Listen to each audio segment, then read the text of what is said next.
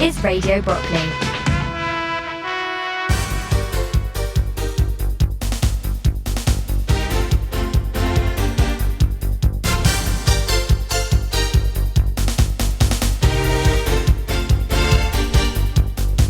Hello and welcome to Brockley News, Radio Brockley's weekly show, keeping you up to date with all you need to know about what's happening in and around the hospital. I'm Alan Joyce, and coming up today we'll be finding out more about the Aspire charity, which are based here in the hospital grounds. We'll be hearing from Parrish, who's their Director of Fundraising and Marketing, and Bladon, who's the Assistant Manager of Customer Services. They'll be telling us about the charity and how they are hoping to raise funds. Then at 8:30, it's your chance to win some Radio Brockley goodies without leaving your bed on Bedside Bingo. David Rauch will be in the hot seat giving you the chance to win. And then at 9 tonight, it's all your choice of tunes for a whole hour on the Sunday Request Show with Keith Reid. So stay tuned to London's longest running hospital radio station, your number one recuperation station, Radio Brockley.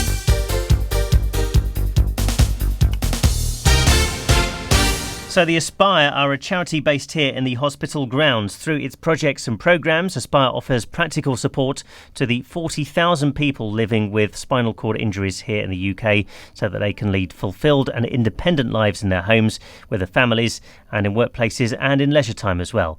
Our reporter Sue Weston spoke to two of their managers to find out more about the centre and their fundraising efforts.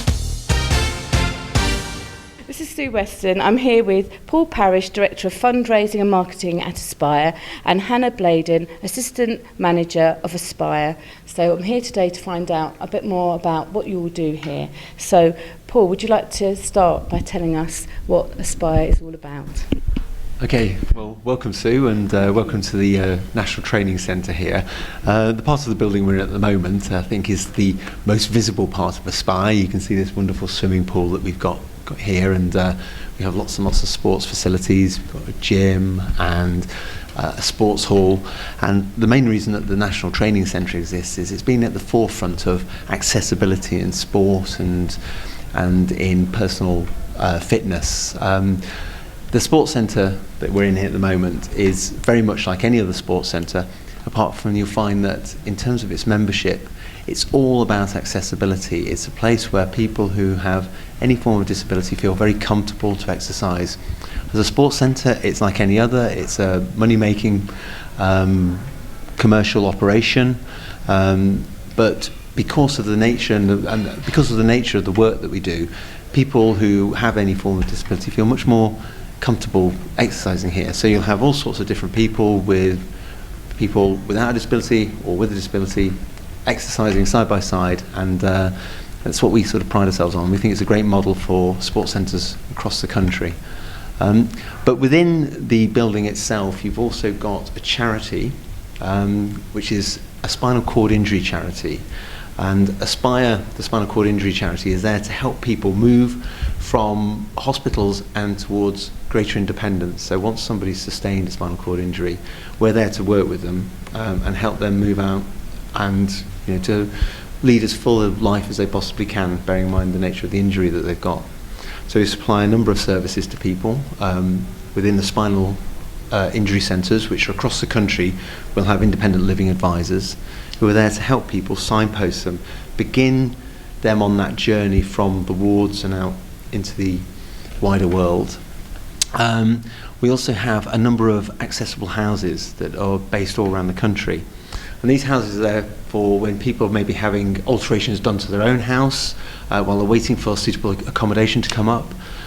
We have houses where these people can go and live maybe for 6 to 9 months on a short-term let, so they can get used to basically being in their own environment, controlling their own environment, and getting used to kind of being back in a house and out of the wards. So everything we're doing is trying to get people back out there into society.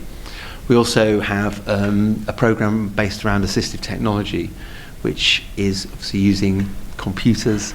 Computers have made such a difference to people's lives. So people with high-level injuries, who may not have control of sort of manual function, can actually now operate computers, using say, for instance, using the mouse with their mouth, or even now, at the moment, we're spending a lot of time looking at technology called eye gaze, which is literally controlling the PC or your computer just with your eyes, the movement of your eyes. Absolutely fascinating technology. But of course, if you think of somebody who's had a very high level injury, this allows them to actually go back to work. They can operate a PC, and we have one guy, a guy called Ryan, who lives up in Manchester, who's designed some of our brochures. Now, he's very high level injury, but with the technology that's available, he can carry on as a designer and makes a good living doing that. And we also have a grants program as well, which operates here. So once somebody has sustained a spinal cord injury, obviously as they move to a more independent life, they discover that there's certain things that they may need that they hadn't budgeted for, and it's specialist equipment that often it's wheelchairs. The standard issue wheelchair that you get can be quite heavy, and as people become more independent, they realise they want something more lightweight, and they'll apply to Aspire for grants. And we have a grants committee that sits and looks at everybody's needs and basically gives them money to purchase equipment. I mentioned wheelchairs. It can be assistive technology as well, specialist equipment to help you use a PC, use a Mac, or whatever it may be to help you enhance your life and move on.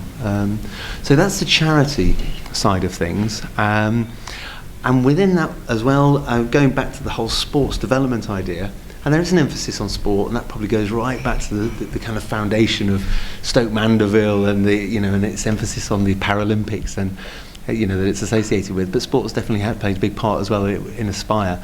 We have a sports development programme where we have people who you'll be hearing from later who will go into schools in this area and tell the kids a little bit more about what it's about how they can play sports for everybody, people with a disability and without a disability. So the guys will go into schools and let people have a go at wheelchair basketball or blind football and give them a taste of it. But it's also really useful for the teachers in those schools as well, because what we're also doing is showing teachers how they can bring children who have disability into the arena of sport and work with them. So there's a very, very serious reason why we do this, and it's been very successful in this area, and it's something that we'd like to roll out wider.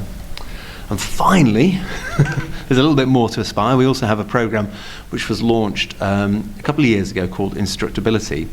Now that's recently had a grant from Sport England for £860,000 because our pilot course was really, really successful. And that was all based around giving people who have a disability the opportunity to train as gym instructors.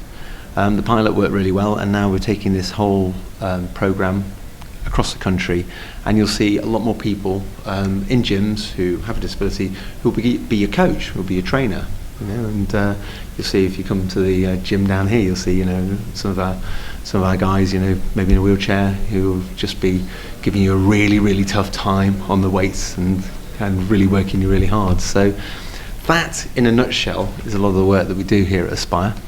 It's quite broad ranging, lots and lots of things go in here, and it's a very inspiring place to be. And I guess later on, Paul, you'll be able to tell us a bit about the fundraising you do here, because obviously all the things you've told us about you need funds for, and you've got all the grants and everything else, and so it'd be interesting to find out what fundraising you have maybe later on. Yeah, fundraising is one of my favourite subjects, so I'm happy to talk about that. We'll go over to Hannah now, and perhaps you can explain a bit about your role within Aspire. Thank you, Sue. Yes, I'm Hannah Bladon, the Assistant Manager of Customer Services at Aspire National Training Centre. As Paul mentioned earlier, we have a sports hall and fully inclusive fitness suite, but I'm just going to give an overview of the facilities that we've got here.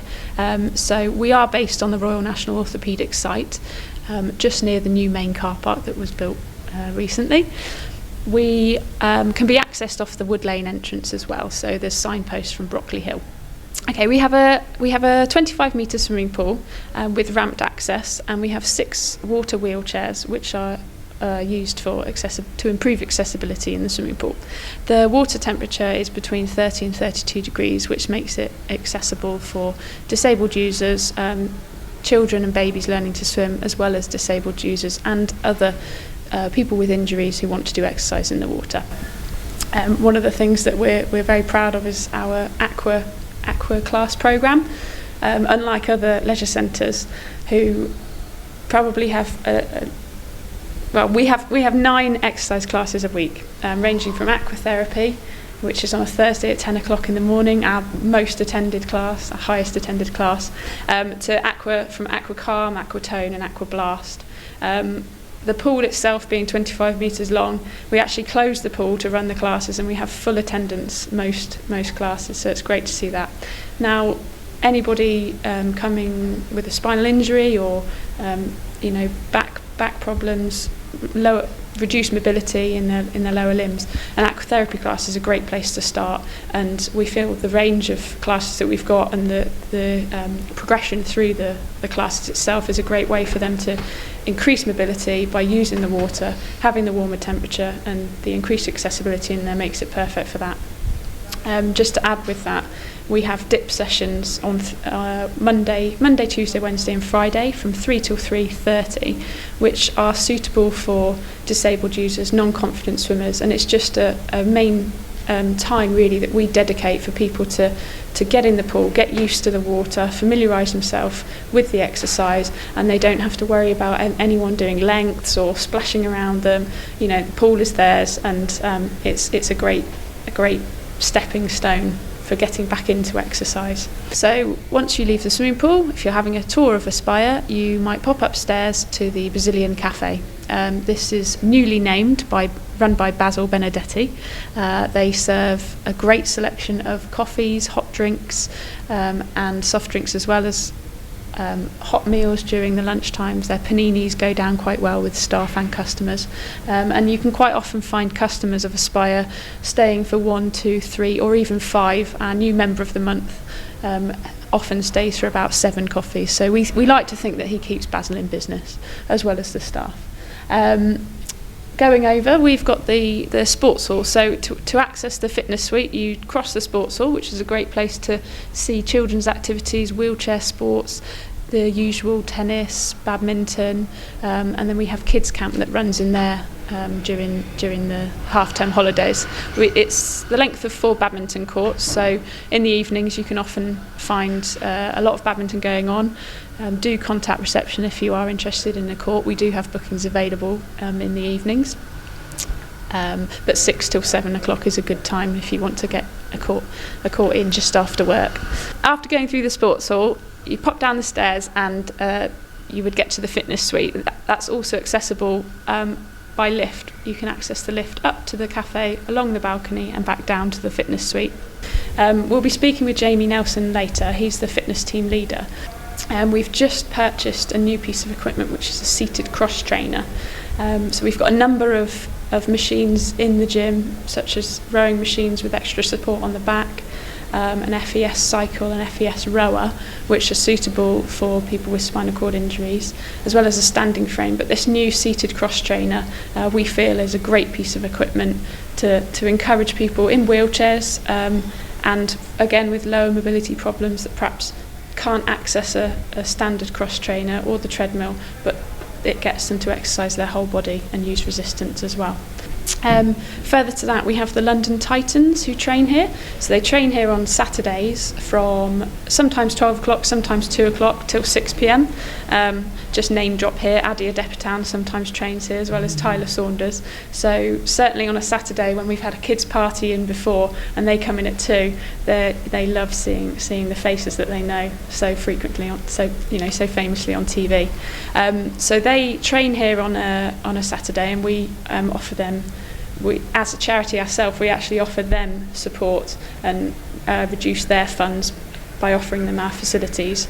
And in addition, then they have some games here as well, mostly on Saturdays during their training time, or Sundays as well. So sometimes it can be wheelchair basketball all weekend, but it's a great buzzing atmosphere. You walk across the balcony to the sports, to the fitness suite, or even to the hospital from the cafe, and you can hear the buzz. And we also have the London Wheelchair Rugby Club. They train here Mondays and Wednesdays. If they're not here, it's probably because they've had a competition at the weekend and they're having a Monday off. So they train here for 2 to 3 hours. They're really, really eager to get involved in anything going on at the centre. Some of the guys have been to the aqua classes, so they're not just for women. I'll just plug that one there. They're for everybody, and that's what we try to emphasise here, is as well as it being a place for disabled users and non-disabled, everything is available for men and women. We've got a gentleman at over 70, I think, that comes to our Zumba class on a Tuesday lunchtime every week. He's at the front and he's fantastic, and he really motivates the rest of the group. In terms of the sports development, use of the sports hall, a lot of the schools come in. We actually had a Christmas fair when we had Santa's Grotto, and the whole sports hall was turned into a completely different environment. If you walked in there, you wouldn't know what was going on, because it was an absolute maze of amazing wonders in there. So the sports development team definitely do open our eyes to the opportunities available, and it's good to know that they go out to schools, they get the schools in and show them that. How, if you want to become a member here, how does one go about it? We've got a number of different types of memberships available. So you can either, quite simply, be a pay-as-you-go user. In order to use the fitness suite, you just need to have an induction first. Once you've had that, you can pay as you go and use the gym.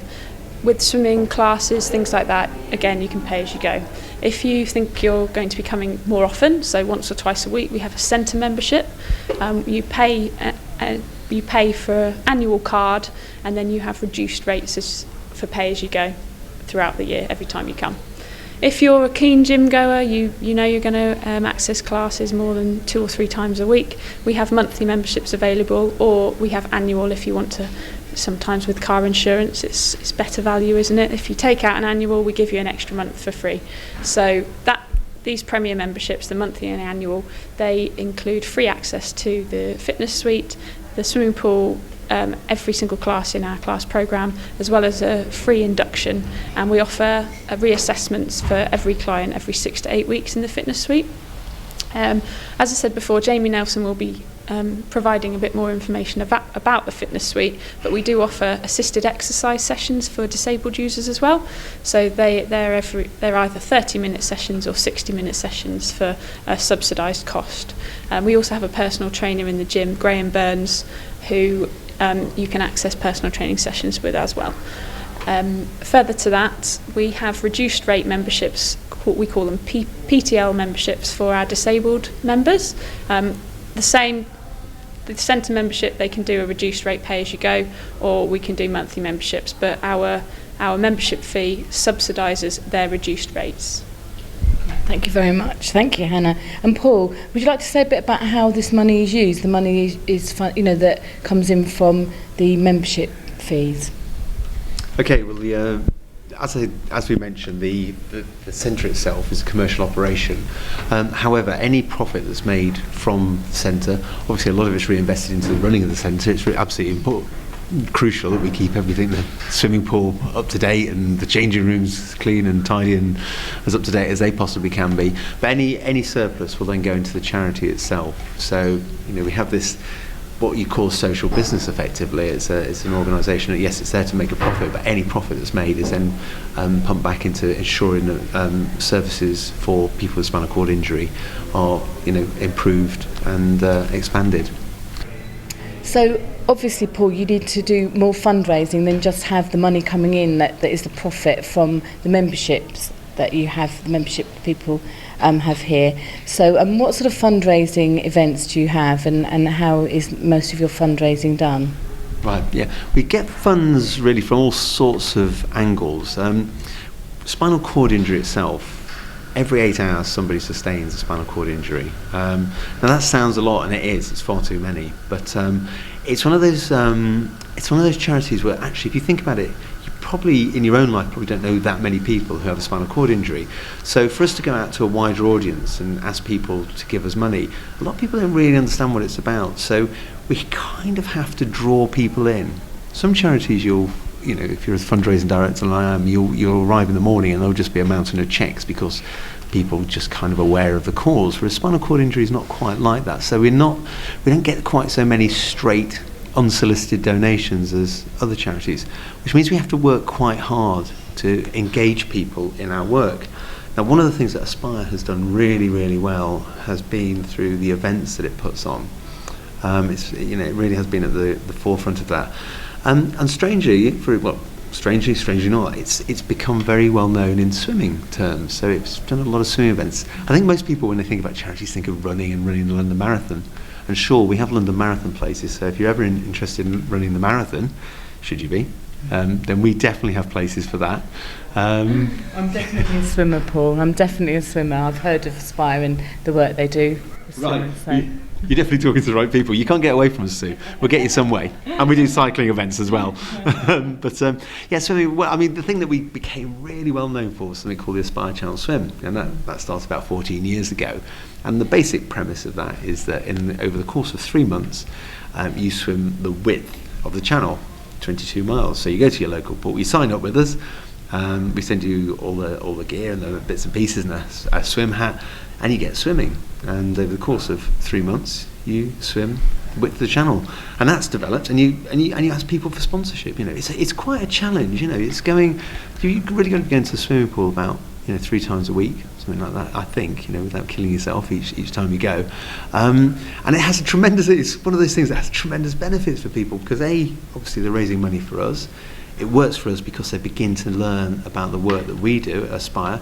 But of course, it's really great for people's fitness, and we get some great testimonies from people who said, I just popped along, I thought I'd give it a go, and it's done this for me, and it's done that. And I think one thing I really like about the events and the challenges that we give is I think there's that whole thing about once people set their mind to it, they do feel really good about it, and so it works on a number of levels.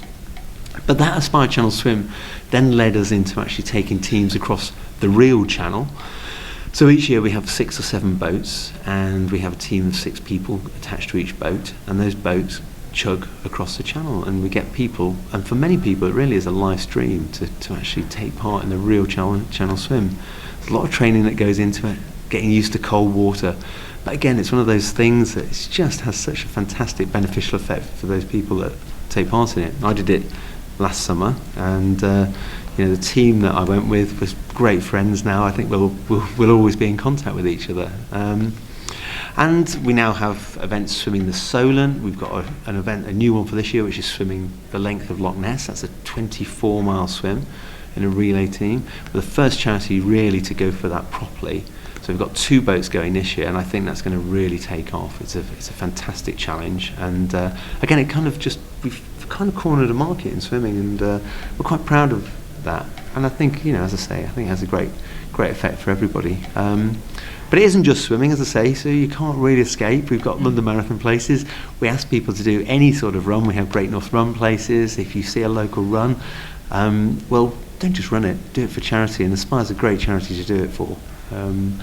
And recently, the City of London launched Ride London 100, which is, I guess, the cycling equivalent of the London Marathon, and it's a cycle ride which is over the Olympic course that we had in 2012. Hannah did it in the first year. It's a 100-mile cycle ride, and we have 40 places for that. And it's I think you'd agree, it's a fantastic event. And, definitely. And to know that the professionals are, hot on your tail, they're only sort of starting 4 hours behind you are, it kind of urges you to put in that bit more effort. But to see those guys finishing as well, and the whole day I think was organised really well. To do it for Aspire in my first year working here was a fantastic thing to do. So. And of course there's all sorts of other events that we get people climbing mountains and pushing wheelbarrows up and down things, and all the things that you associate with charities. And I think a lot of people think of charity fundraising coming from events. There are other areas as well, and people can always help us with this. One of the things that I think is really important to us is trusts and foundations. Out there's always those philanthropic people who, when they decide that they actually can't spend the money on themselves, actually put it into trusts and foundations, and they spend that money on good causes, and we apply for them. And there's a number of great trusts and foundations in this area that have really, really helped us out, as well as nationally. And it's allowed us to carry on with the housing programme. We had an assistive technology upgrade this year, which was £80,000, and that all the money from that came from various trusts and foundations, quite local as well, and they've really helped, fund all these projects. The lottery as well has been a great funder, as well as a number of other trusts and foundations. And then you get individuals, people, those amazing people who just think it's really worth giving money to help people. And it's from people who are happy to send up a direct debit and just give us 10 quid a month, to those people who just think, well, I like this charity, I'm going to send them a cheque.